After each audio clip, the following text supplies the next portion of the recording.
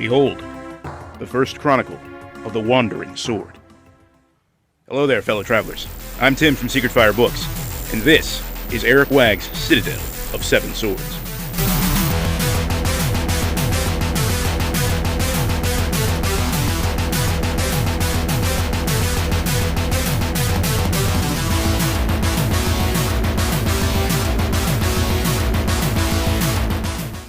Real quick before I start the review, I just wanted to let everyone know that my new book, Sand and Steel, is now available on Amazon. It is an anthology of 5 old-fashioned, pulpy fantasy stories, and it would mean the world to me if you guys would go check that out. If you're interested, you can find the link to it and all my other books on my website at secretfirebooks.com. Now, on with the review. So this review is just going to be a little different than the other ones I've put up on the channel, because I don't really have a script I'm going off of. I have a couple notes that I'm looking at on my computer for reference, but mainly I just wanted to get my thoughts out there, a little more free form. I'm looking forward to doing a lot more reviews, especially on independent and self-published authors, and I figured just getting these quick videos up in a sort of free-form style would be much better than, scripting everything out and going through one of the big clip shows like I did for the other 2 reviews on the channel. So for the last several years, I have just been fascinated with the idea of sword and sorcery, the sort of pulpier, older, classic style of fantasy that was popular in the 1930s all the way up until the 50s, before The Lord of the Rings came along and paved the way for what we know as epic fantasy nowadays. Don't get me wrong, I love The Lord of the Rings. It's one of my favorite books of all time. But I've always felt like I've had more of a passion for these shorter, pulpier stories that were written by folks like Fritz Leiber and Robert E. Howard, Michael Moorcock, and those kind of folks. It's a style that focuses much more on aspects of action and adventure and mystery, as opposed to, detailed world building and character interactions and that kind of thing. There's still elements of world building, and there's still some really interesting characters in the genre of sword and sorcery, but it's really focused on the plot. It's plot-heavy adventure fiction, essentially. And it's something that I've come to prefer over the more modern style of fantasy.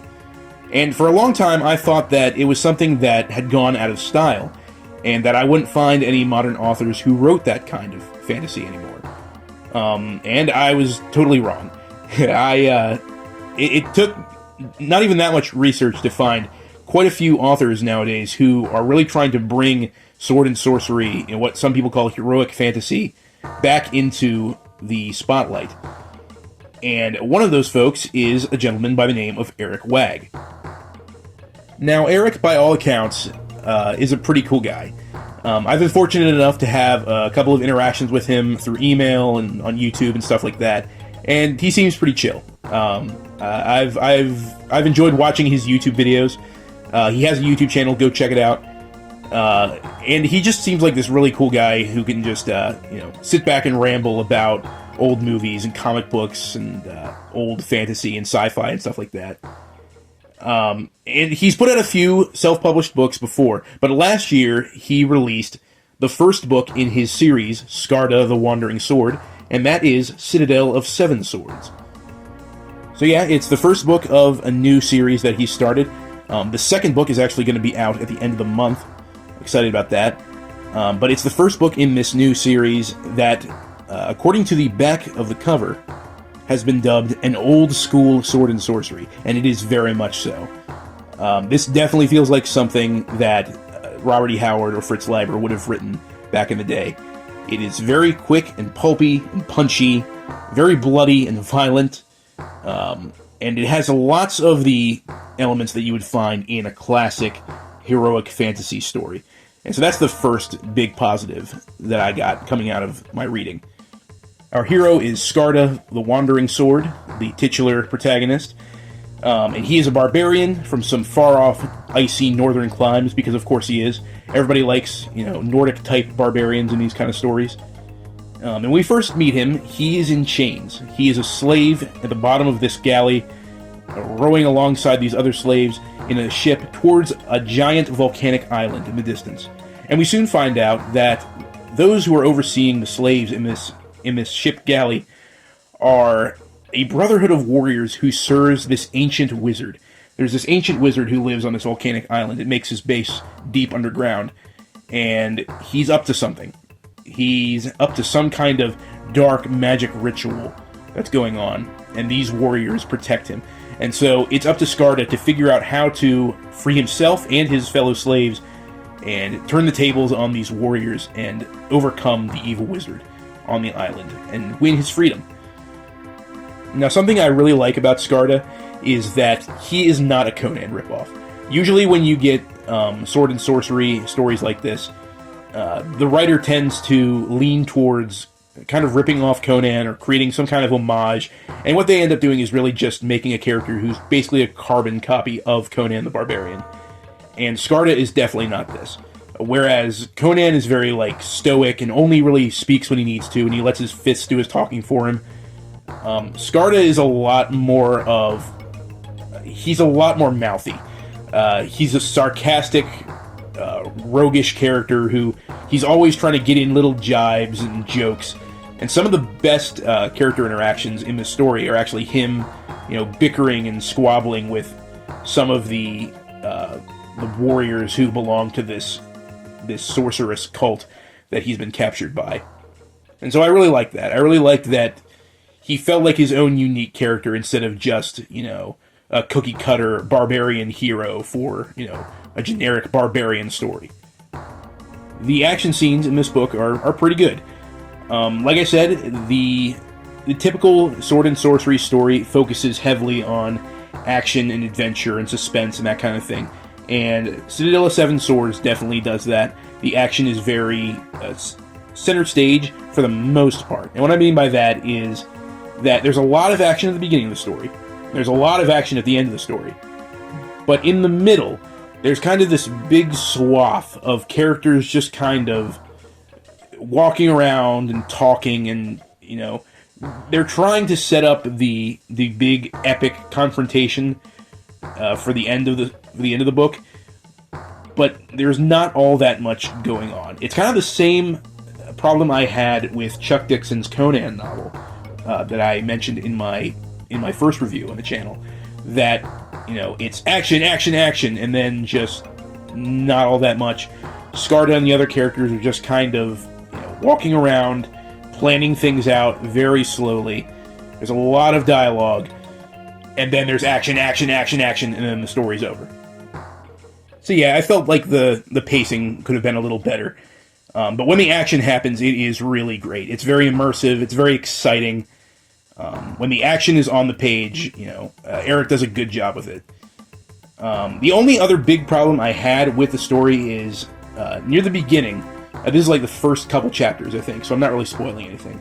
But in the first couple chapters of the book, Skarde immediately breaks free from his captors. He immediately escapes slavery. He's running around the jungle for a while. He's hacking and slashing and carving up all of these soldiers. And then they just capture him again, and he's a slave again. And I felt like that was kind of unnecessary. Like, why you're just going to give him this taste of freedom, and then all of a sudden he's a slave again? I don't know. I felt like it was a little out of place and was unnecessary. It might have just been a little bit of padding at the beginning of the story.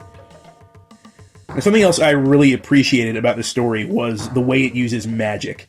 In classic sword and sorcery, magic is supposed to be very mysterious and foreboding and sometimes, evil and dangerous.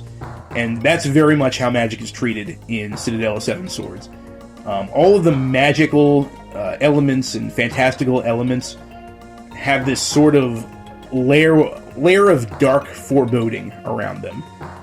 And you don't understand how this stuff is happening. You're just as amazed and stupefied as the characters who are witnessing this magic. And that's how it's supposed to be in Sword and Sorcery. It's supposed to keep everything mysterious and vague so that, the reader's imagination really kicks into high gear, and they don't get any big, long-winded explanations of how the magic works. And so, yeah, I thought it was very well handled, and I thought it made for a very exciting climax where the magic just gets turned up to 11 as far as, a classic Sword and Sorcery story goes. The last thing I'll say about this book is that even though it does a good job of being its own standalone story, this is very much still just an introduction to this world. It is still very much a setup for the Wandering Sword series going forward.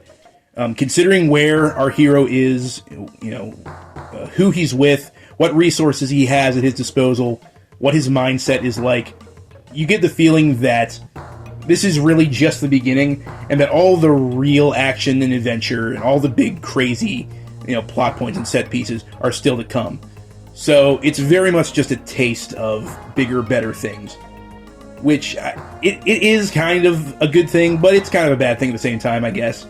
But I will say that it did put me in a mood to read more of Erik's stuff. I'm very much looking forward to Book 2, which comes out at the end of January. And I want to see this series get bigger and better. I want to see Erik do better and better, and I want this series to go places. So yeah, if classic fantasy is your kind of thing, you should definitely check out Citadel of Seven Swords by Erik Waag. Jump on over to Amazon, buy a copy of the book, and I believe you can still pre-order the next book, which, like I said, that comes out on January 31st. So definitely go and do that. Support Erik. Go over to his YouTube channel, check out his videos. He definitely deserves a few views. And until next time, guys, keep reading.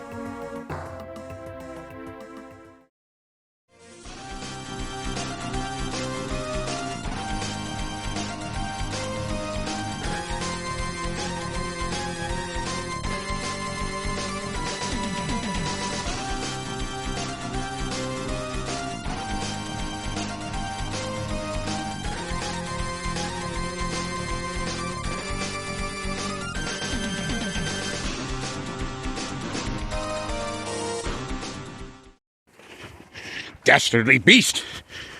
You face Nordic steel! Ah!